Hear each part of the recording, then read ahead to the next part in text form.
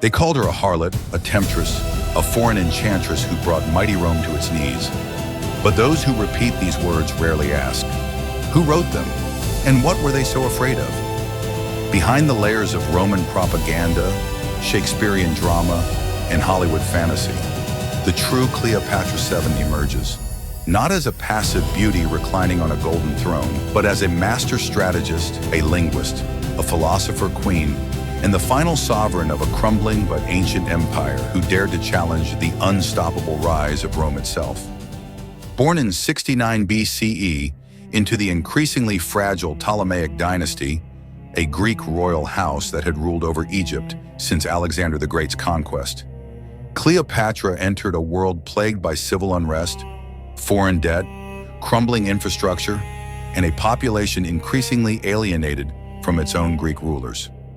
Yet from the beginning, Cleopatra stood apart. Where her predecessors hoarded Greek language and culture within ivory towers, she embraced Egyptian tradition, mythology, and the language of the people, becoming the first of her dynasty to speak native Egyptian fluently. She was not merely a figurehead, but a ruler in training, educated in mathematics, astronomy, medicine, philosophy, law, and diplomacy. She read Homer, debated politics, studied the works of Aristotle and Plato, and absorbed the histories of nations. She wasn't being prepared to serve, she was preparing to reign. When her father Ptolemy XII Auletes died in 51 BCE, the throne passed to 18-year-old Cleopatra and her younger brother husband, Ptolemy XIII, in accordance with Egyptian royal custom. But power in the ancient world was rarely shared peacefully. As Cleopatra began asserting herself as sole ruler, issuing coins with her face alone, addressing state documents in the first-person singular, the tension with her brother's advisors exploded into open conflict. Within 3 years, she was forced into exile, stripped of her titles, and driven from Alexandria. But Cleopatra was not a woman who accepted defeat. While her brother's court descended into infighting, she made a bold move that would etch her name into the legend of empires. With Roman general Julius Caesar recently landed in Alexandria, pursuing his own enemies after a civil war in Rome, Cleopatra had herself smuggled into his quarters, either hidden in a sack or famously rolled inside a Persian rug, emerging before the startled Roman not as a supplicant, but as a queen with a proposition. Caesar, ever the pragmatist, saw in her more than beauty. He saw intelligence, charisma, and the opportunity to secure a stable and wealthy client kingdom for Rome. Cleopatra saw in Caesar the protection of Roman might, the return of her throne, and perhaps something more, the chance to reshape Egypt's future. Their political alliance became a love affair, and though Caesar remained married in Rome, he stayed in Alexandria with Cleopatra for months. She bore him a son, Caesarion, Ptolemy XV, the only biological child Caesar ever acknowledged. But Cleopatra's purpose wasn't mere romance. She was building a dynasty, securing her legacy, and modernizing Egypt with the support of Rome's greatest general. She toured the Nile with Caesar in a magnificent barge, showcasing the wealth and cultural splendor of her kingdom while displaying herself as the living goddess Isis reborn.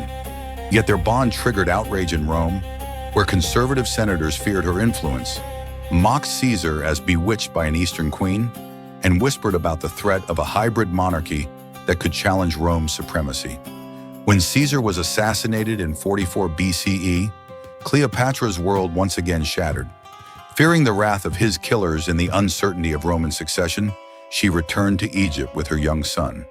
But the Game of Thrones was not over. It was merely evolving. The Roman Republic collapsed into a second civil war. The triumvirs, Octavian, later Augustus, Mark Antony, and Lepidus, divided power. Cleopatra, understanding once again that her kingdom's survival depended on alliances, turned to Mark Antony, Caesar's trusted general and a brilliant tactician in his own right. Their meeting in Tarsus became the stuff of legend. Cleopatra arrived by barge on the Cydnus River, dressed as the goddess Aphrodite, surrounded by incense, music, and dancers. A display not of vanity, but of calculated political theater. Antony, captivated and intrigued, invited her to meet him again in Alexandria. There, their alliance blossomed into both political partnership and passionate romance. Cleopatra bore him twins, Alexander Helios and Cleopatra Selene, and later a third son, Ptolemy Philadelphus. Antony spent years in Egypt, not as a captive, but as a partner in rulership. He delegated Eastern Roman provinces to Cleopatra and their children, supported her territorial ambitions, and envisioned a future where Rome and Egypt coexisted as equals under a new dynasty. But in Rome, Octavian was watching, furious that Antony had divorced Octavia, his sister. But in Rome, Octavian was watching, furious that Antony had divorced Octavia, his sister, to be with Cleopatra, and alarmed by Cleopatra's rising influence in Antony's eastern policies, Octavian began a brutal campaign of propaganda. He accused Cleopatra of sorcery, called her a foreign seductress corrupting a Roman nobleman, and painted her as the enemy of Roman values. Coins, speeches, and poems depicted her as a monstrous queen and Antony as her enslaved fool. Yet behind the lies lay real fear. Cleopatra was wealthy, powerful, and dangerously capable. She controlled the grain routes that fed Rome, commanded a formidable navy, and was shaping an Eastern Roman Empire in all but name. The final confrontation was inevitable. In 31 BCE, Octavian's forces met those of Cleopatra and Antony at the Battle of Actium, a naval clash off the coast of Greece. Though Cleopatra brought her fleet and financed Antony's war, internal dissent, strategic missteps, and defections led to a catastrophic defeat. Cleopatra and Antony fled to Egypt, where their remaining power quickly crumbled. Octavian pursued them, invading Alexandria the following year. Facing inevitable capture, Antony committed suicide by falling on his sword. Cleopatra, now alone, grieving, and knowing that Octavian intended to drag her through the streets of Rome in a humiliating triumph, chose death on her own terms.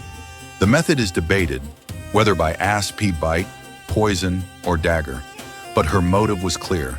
She would not live as a trophy of Rome. With her death and the execution of Caesarion shortly after, Egypt's independence ended. Octavian became Augustus, the first Roman emperor, and Egypt became a Roman province. But Cleopatra's legacy did not die in that mausoleum. For centuries afterward, she was remembered as the embodiment of dangerous beauty and ambition, thanks largely to Roman historians who served the regime that defeated her.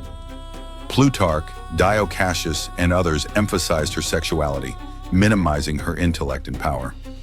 Later generations would see her as a figure of lust, a villainous queen who led men astray.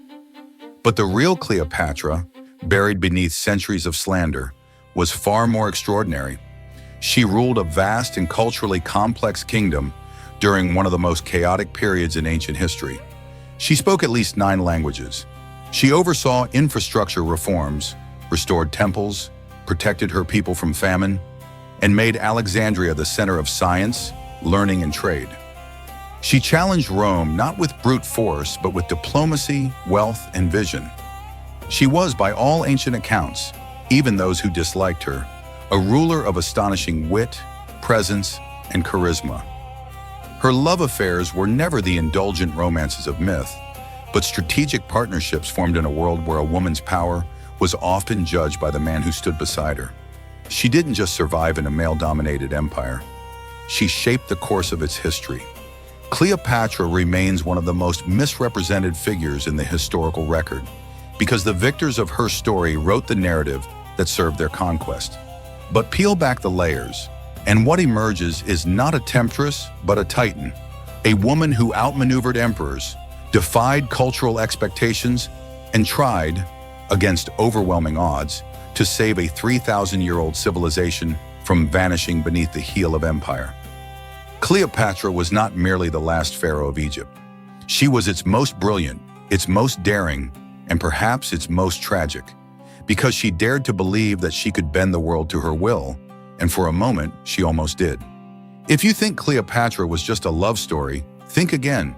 Discover the power, the politics, and the real queen behind the legend. Subscribe now for history like you've never seen it.